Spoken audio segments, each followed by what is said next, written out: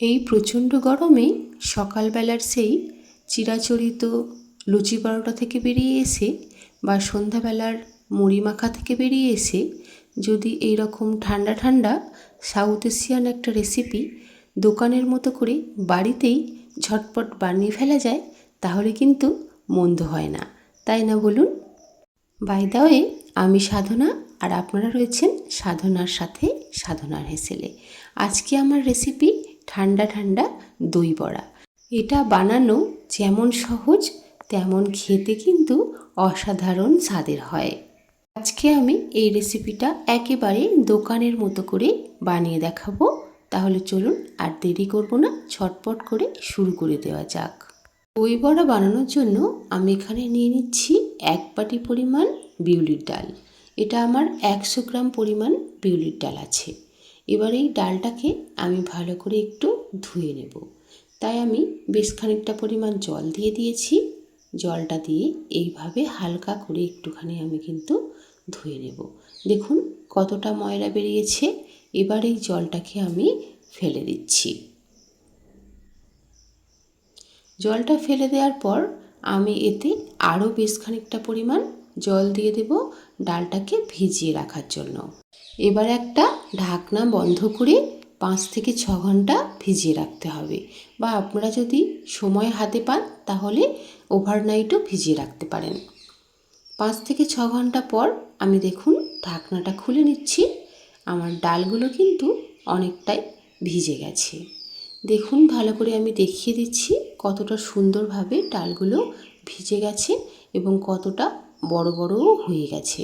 আর ডালগুলো কিন্তু ফাটা ফাটা হয়ে গেছে, তাহলে এমনিতেই বোঝা যাচ্ছে ডালগুলো কতটা ভালোভাবে ভিজে গেছে। এবার একটু ভালো করে হাত দিয়ে এইভাবে ধুয়ে নেব, যাতে করে এর ময়লাটা একেবারেই বেরিয়ে যায়। এইভাবে ধুয়ে নেওয়ার পর আমি জলটাকে ফেলে দিচ্ছি। এইভাবে জল পাল্টে মোটামুটি যতক্ষণ না পরিষ্কার হচ্ছে খুব ভালো করে ততক্ষণ কিন্তু ধুয়ে নিতে হবে। আমি এইভাবে জল পাল্টে পাল্টে 2-3 বার ধুয়ে নিয়েছি। দেখুন এখন জলটা আমার একেবারেই পরিষ্কার। এবার আমি এই জলটা ফেলে দিয়েছি। দেখুন ডালগুলো কিন্তু আমার একদমই পরিষ্কার করে ধুয়ে নেওয়া হয়ে গেছে। এবার এই ডালগুলোকে আমি একটা মিক্সিং জারের মধ্যে দিয়ে পেস্ট করে নেব। তাই মিক্সিং জারের মধ্যে আমি ডালগুলোকে দিয়ে দিয়েছি। এবার আমি এর সঙ্গে অ্যাড করে দিচ্ছি 1 চামচ পরিমাণ লবণ, আর দিয়ে দিচ্ছি সামান্য 1 চামচ পরিমাণ মৌরি, দিয়ে দিচ্ছি একটা কাঁচা লঙ্কা, অল্প একটু আদা, আর দিয়ে দেব সামান্য পরিমাণ জল। জলটা কিন্তু বেশি পরিমাণে দেবেন না, তাহলে ডালটা কিন্তু পাতলা হয়ে যাবে। মোটামুটি পরিমাণে জল দেবেন, যাতে ডালটা এই রকমভাবে ঠিক বাটাটা হয়। দেখুন আমার ডালটা কিন্তু একেবারে খুব মিহি করে বাটা হয়ে গেছে। ঠিক এই রকম মিহি করে এবং থিকনেসটা ঠিক এই রকম থাকবে, এরকমভাবে কিন্তু ডালটাকে বেটে নিতে হবে। এবার আমি ডালটাকে একটা বাটির মধ্যে নিয়ে নিয়েছি। এবার এই রকম একটা হ্যান্ড ব্লেন্ডারের সাহায্যে খুব ভালো করে আপনারা ফেটিয়ে নিতে পারেন, বা বাড়িতে যদি ইলেকট্রিক ব্লেন্ডার থাকে সেটা দিয়েও করে নিতে পারেন, বা এই রকম হাত দিয়েও কিন্তু ডালটাকে ফেটিয়ে নিতে পারেন। আমি এভাবে হাত দিয়ে দিয়ে খুব ভালো করে কিন্তু ফেটিয়ে নিচ্ছি। ডালটাকে কিন্তু খুব ভালো করে ফেটাতে হবে, যাতে বেশ খানিকটা ফুলে ওঠে। দেখুন আমার ডালটা কিন্তু অনেকটাই ফুলে উঠেছে। এবার ফেটানো ঠিক হয়েছে কি না সেটা পরীক্ষা করার জন্য একটা বাটিতে অল্প জল নিয়ে এইরকম অল্প একটু ডাল বাটা দিয়ে দেখবেন, যদি এরকম ভেসে থাকে তাহলে বুঝে যাবেন যে ফেটানোটা একেবারেই পারফেক্ট হয়েছে। এবার আমি ওভেনে একটা কড়াই বসিয়ে দিয়েছি। কড়াইতে দিয়ে দিয়েছি সাদা তেল। অনেকটা পরিমাণে আমি সাদা তেল দিয়েছি, যাতে ভালো করে বড়াগুলো ভাজা যায়।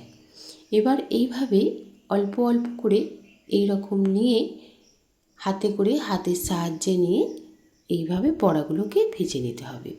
এরকম একটা কানা কাটা বাটিতে ডালটা নেবেন, তাহলে দেখবেন বড়াগুলো কাটতে ভীষণ সুবিধা হবে। এইরকমভাবে বড়াগুলোকে দিয়ে দিচ্ছি তেলটা কিন্তু খুব বেশি গরম করবেন না, বা আবার একদম ঠান্ডাও থাকবে না, মিডিয়াম একটা গরম হবে, তখনই কিন্তু বড়াগুলোকে ছাড়বেন। আর মিডিয়াম টু লো ফ্লেমে বড়াগুলোকে ভাজতে হবে, তবেই কিন্তু বড়াগুলো যেমন ফুলবে তেমনই কিন্তু মচমচে হবে। কারণ গ্যাসের ফ্লেমটাকে কিন্তু হাইতে দিয়ে দিলে তাড়াতাড়ি বড়াগুলো লালচে হয়ে যাবে, ভিতর থেকে কিন্তু কাঁচা থাকবে। তাই আমি গ্যাসের ফ্লেমটাকে লো টু মিডিয়ামে দিয়ে এইভাবে বড়াগুলোকে ভাজতে থাকবো। বড়াগুলো প্রথমে দিয়ে খুব বেশি নাড়াচাড়া করবেন না, একটুখানি যখন উপরটা শক্ত শক্ত হয়ে আসবে তখন এইভাবে একটুখানি নাড়াচাড়া করে দেবেন। নাড়াচাড়া করে বড়াগুলোকে সোনালি করে ভেজে নিতে হবে। খুব বেশি কড়া করে ভাজতে হবে না, হালকা ব্রাউন ব্রাউন কালার আসবে তখনই বড়াগুলোকে তুলে নিতে হবে। দেখুন আমার একবার বড়াগুলো ভাজা কিন্তু হয়ে গেছে। আমি আরও কিছু বড়া ভেজে নিচ্ছি একইভাবেই।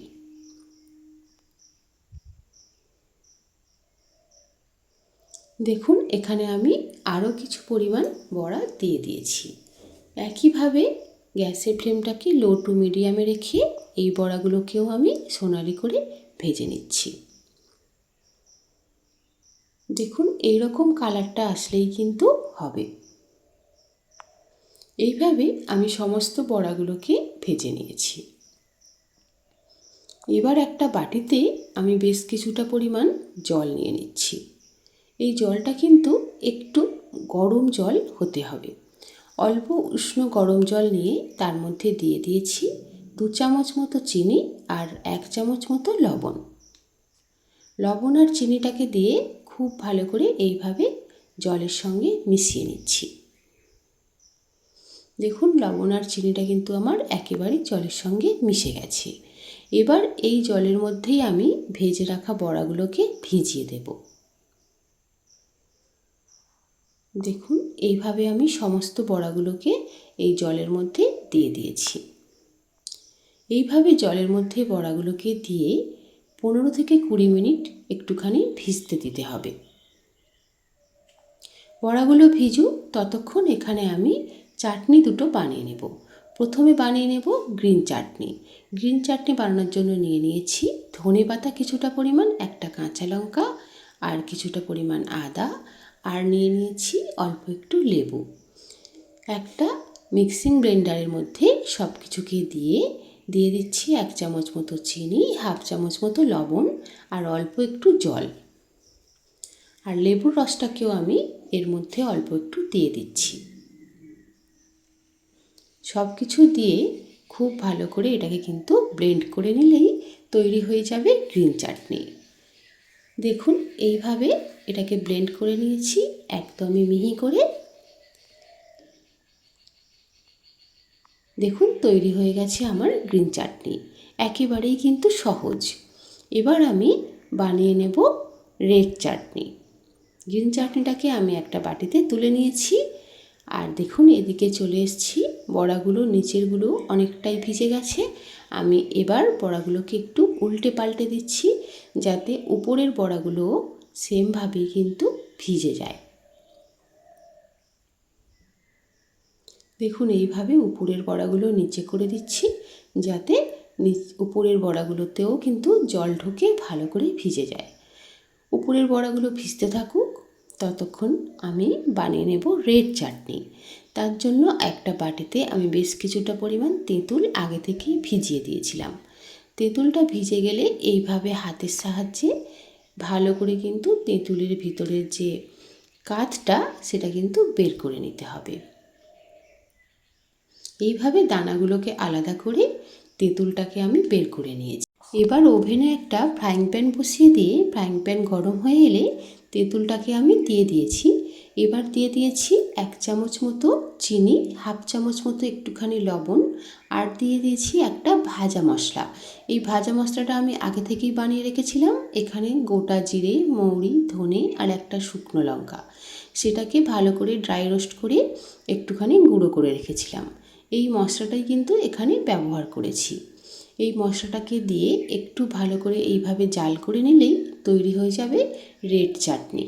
দেখুন এই রকম কিন্তু এর কনসিস্টেন্সিটা আসবে। খুব বেশি গাঢ় হবে না, আবার খুব পাতলা হবে না। আমি একটা বাটিতে রেড চাটনিটাকেও কিন্তু তুলে নিয়েছি। তাহলে আমার গ্রিন চাটনি এবং রেড চাটনি দুটোই কিন্তু রেডি হয়ে গেছে। তাহলে আপনারা দেখলেন খুব সহজেই বাড়িতে এই দুটো চাটনি কিন্তু বানিয়ে ফেলা যায়। এবার আমি একটা পাত্র নিয়ে নিয়েছি, তার মধ্যে নিয়ে নিচ্ছি টক দই। এখানে আমি আমুল মস্তির যে টক দইটা পাওয়া যায় সেটাই 500 গ্রাম পরিমাণ নিয়ে নিয়েছি। আপনারা যে কোনো কোম্পানির টক দই নিয়ে নিতে পারেন। দইটার সঙ্গে অ্যাড করে দিচ্ছি 2 চামচ মতো চিনি, হাফ চামচ মতো লবণ, দিয়ে দিচ্ছি 1 চামচ মতো গোলমরিচ গুঁড়ো। এই সব কিছুকে দিয়ে খুব ভালো করে ফেটিয়ে নিতে হবে। দইটাকে কিন্তু একদম স্মুথ করে ফেটাতে হবে, তাহলেই কিন্তু দই বড়াটা খেতে অত্যন্ত ভালো লাগবে। এইভাবে আমি একটা হ্যান্ড ব্লেন্ডারের সাহায্যে এটাকে ঘুরিয়ে ঘুরিয়ে ফেটিয়ে নিচ্ছি। দেখুন এইভাবে খুব ভালো করে ফেটিয়ে নিয়েছি, যাতে করে দইটা একেবারেই স্মুথভাবে তৈরি হয়ে যায়। কোনো রকম দইয়ের মধ্যে যেন দলা ভাব না থাকে। দইটা আমার ফেটানো কমপ্লিট হয়ে গেছে। এবার দেখুন এদিকে বড়াগুলো আমার একদমই কিন্তু ভিজে গেছে। এবার বড়াগুলো থেকে কিছুটা পরিমাণ জল এইভাবে চেপে চেপে বের করে নিতে হবে। খুব বেশি চাপবেন না, একদম আলতো করে করে এইভাবে বড়াগুলো থেকে জলগুলোকে বের করে নিতে হবে।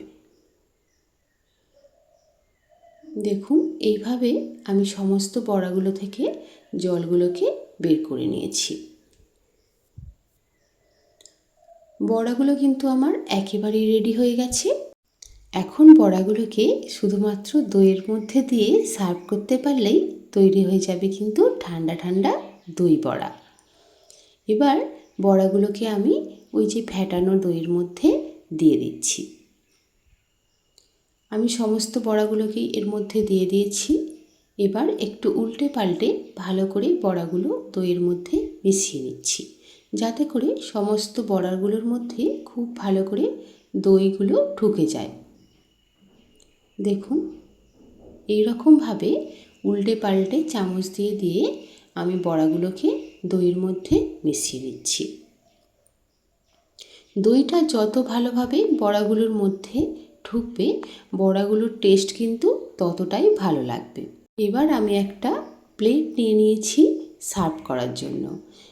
আমি একটা একটা করে বড়া এইভাবে প্লেটের ওপর সাজিয়ে নিচ্ছি। দেখুন বড়াগুলোকে এইভাবে গোল করে কিন্তু প্লেটের ওপর সাজিয়ে নিতে হবে। এবার এর উপর থেকে দই বেশ খানিকটা পরিমাণ দিয়ে দিতে হবে। আমি এইভাবে দইটা চারিদিকে দিয়ে দিচ্ছি, যাতে বড়াগুলোর গায়ে দইগুলো বেশ ভালোভাবে লেগে যায়। উপর থেকে দিয়ে দিচ্ছি ওই যে ভাজা মশলাটা বানিয়ে রেখেছিলাম, গোটা মৌরি, গোটা জিরে, ধনে এবং এলাচ এবং শুকনো লঙ্কা দিয়ে সেই মশলাটা অল্প একটু দিয়ে দিলাম। আর দিয়ে দিচ্ছি গ্রিন চাটনি এবং রেড চাটনি। গ্রিন চাটনি এবং রেড চাটনিটাকে বেশ ভালোভাবে ছড়িয়ে দিতে হবে। আমি আরও একটু পরিমাণ রেড চাটনি দিয়ে দিয়েছি। এবার দিয়ে দিচ্ছি অল্প একটু লেবুর রস, আর উপর থেকে দিয়ে দেব এইরকম ঝুরি ভাজা। একদম সরু যে ঝুড়িটা পাওয়া যায় সেই ঝুড়িটা দিলেই কিন্তু সবচেয়ে ভালো খেতে লাগে।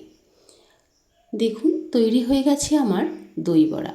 এটাকে ফ্রিজে রেখে ঠান্ডা ঠান্ডা সার্ভ করলেই কিন্তু খেতে দুর্দান্ত লাগে। দেখুন আমি একটা চামচ দিয়ে আপনাদের দেখিয়ে দিচ্ছি কতটা সফট হয়েছে এই দই বড়াগুলো, এবং দইগুলোও কিন্তু খুব ভালো করে বড়ার মধ্যেই ঢুকে গেছে। দেখুন দেখলেই কিন্তু লোভ লেগে যায়, তাই না বলুন? তাহলে দেখলেন তো, এরকম দই বড়া খেতে এবার থেকে কিন্তু আর দোকানে যেতে হবে না। ঝটপট করে এইভাবেই বাড়িতে বানিয়ে ফেলুন এই রকম ঠান্ডা ঠান্ডা দই বড়া। আশা করছি রেসিপিটা আপনাদের ভীষণ ভালো লেগেছে। যদি ভালো লেগে থাকে তাহলে একটা লাইক করে দেবেন এবং আপনাদের বন্ধুদের সঙ্গে অবশ্যই করে কিন্তু শেয়ার করে দেবেন। আর আপনি যদি আমার চ্যানেলে প্রথম হন তাহলে চ্যানেলটিকে সাবস্ক্রাইব করার অনুরোধ রইল এবং পাশে থাকা বেল বাটনটিকে অবশ্যই করে প্রেস করে দেবেন, যাতে এরকম নতুন নতুন রেসিপি সবার আগে আপনি আপনার নোটিফিকেশানে পেয়ে যান। ধন্যবাদ অনেকক্ষণ ধৈর্য ধরে থেকে আমার রেসিপিটা দেখার জন্য। আজ আমি এখানেই শেষ করছি। দেখা হচ্ছে খুব তাড়াতাড়ি নতুন কোনো একটা রেসিপি নিয়ে। ততদিন আপনারা সবাই খুব ভালো থাকবেন এবং সুস্থ থাকবেন।